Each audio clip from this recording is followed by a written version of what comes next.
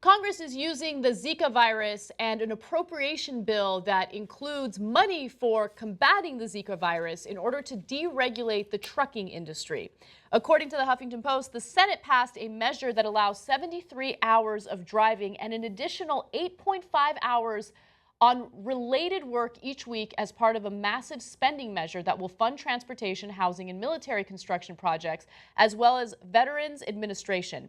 Funding for Zika prevention was also added to that bill, making it very likely to pass. So understand what's happening. There's the trucking industry that wants to ensure that their truck drivers drive as long as possible so they can work them as much as possible.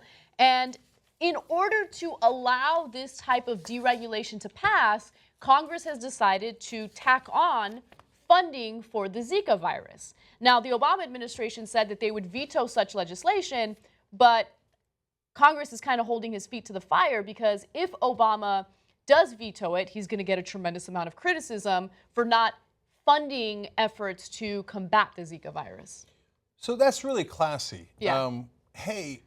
We want to make the roads unsafe so we can squeeze an extra dollar out of people.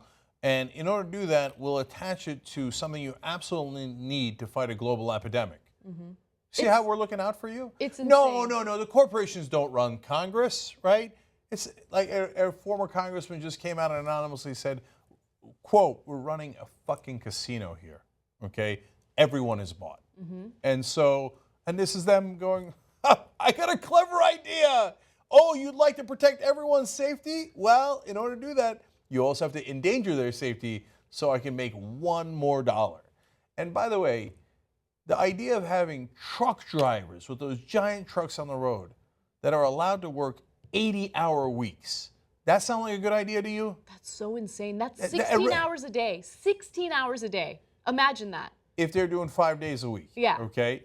So, are you kidding me? You want exhausted, absolutely sleepy truck drivers driving in the middle of the night with your family on the roads. No, but somebody's got to make a buck. And they've done the calculations already. They know that a certain number of the trucks will flip over. And then they'll have to pay for the death of the truck driver. They'll have some issues there, some payments to make to the family. They might get sued every once in a while, and then they'll cry, tort reform, don't sue us, right? But meanwhile, they've already calculated that into their costs, right? And every once in a while, they'll get unlucky, and they'll accidentally run into a celebrity like Tracy Morgan. Mm-hmm. And they'll kill his best friend, and they'll cause him some serious damage, and then they'll have to pay out $40 million.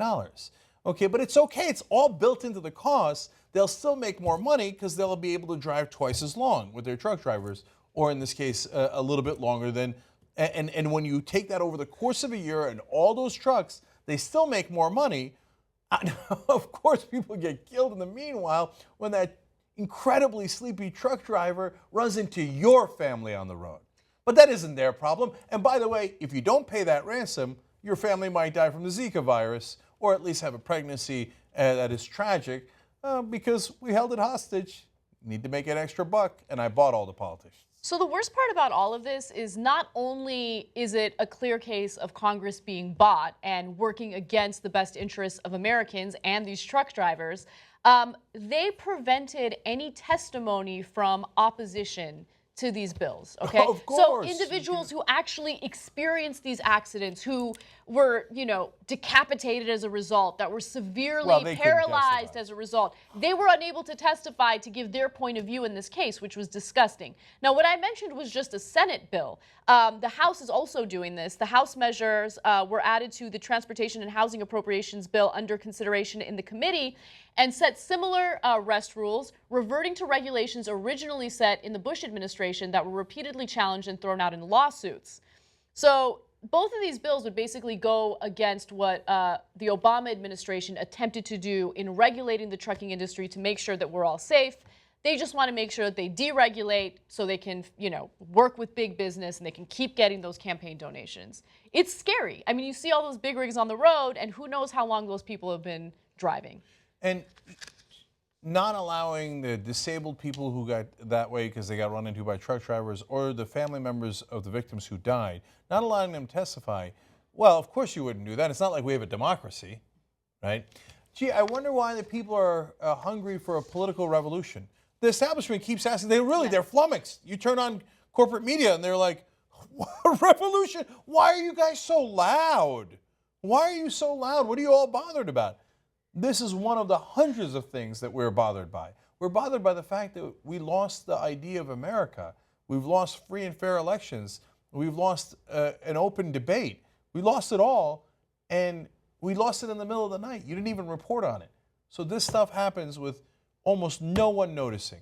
Are they running this 24/7 on CNN? Of course not. No, they're covering Donald Trump and the latest stupid thing that he said. Yeah, I mean, look, this isn't a sexy story, right? This isn't the type of story that will lead to clickbait, but it's the type of story that actually impacts every single American that's on the road. This is how they steal your government, but the rest of the media will never tell you about it.